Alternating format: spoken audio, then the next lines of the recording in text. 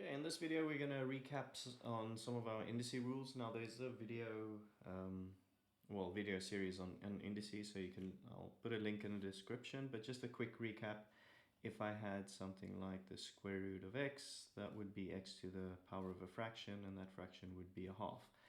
Now, I kind of always just remember this one, because if I get faced with something like x to the power of 4 over 3, then sometimes I forget which is the root and which is the power, and then I kind of just quickly write this one for myself, and I say, okay, well, which numbers are here that I don't write, kind of silent numbers that we don't write in math. And the first one I know is x. If I just write an x, that x would be x to the power of 1.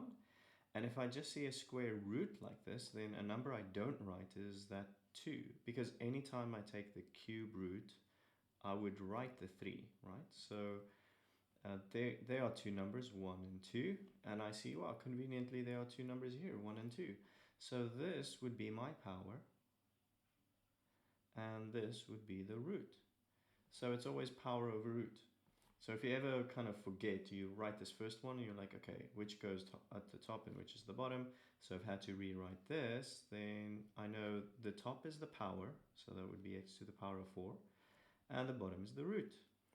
Now, I can write it like this, or alternatively, I can write it like this.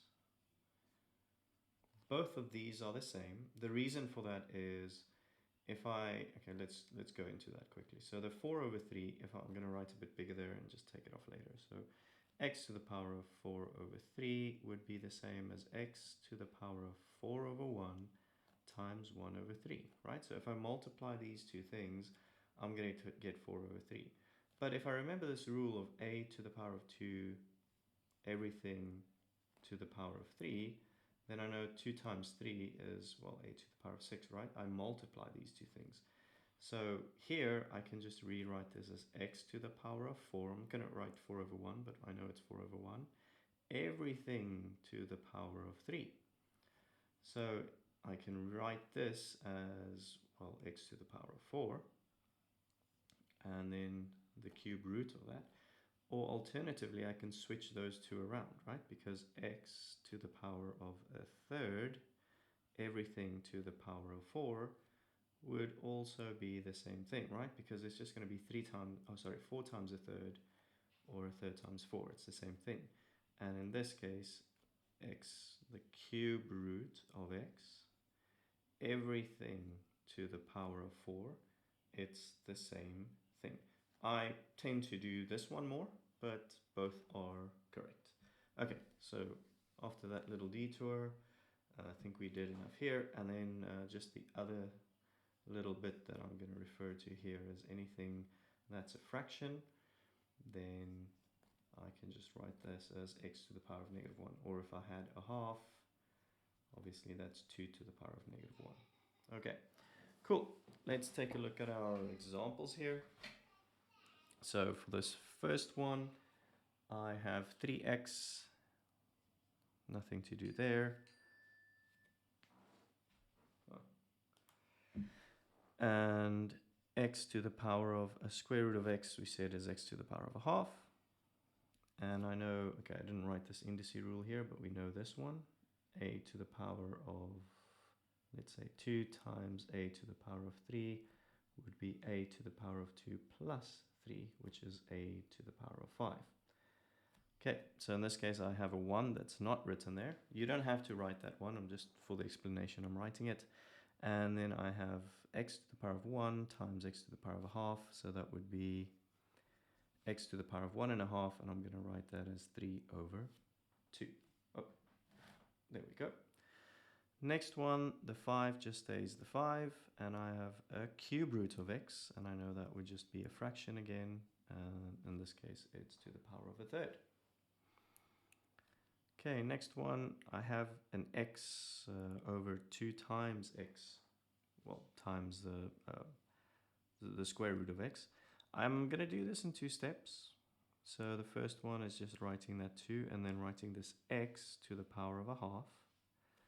And then next, I'm going to go and, I know this is a 1, So I know this whole thing is a half. Now the reason I do this is just if I had x over 2, I would know that's a half x.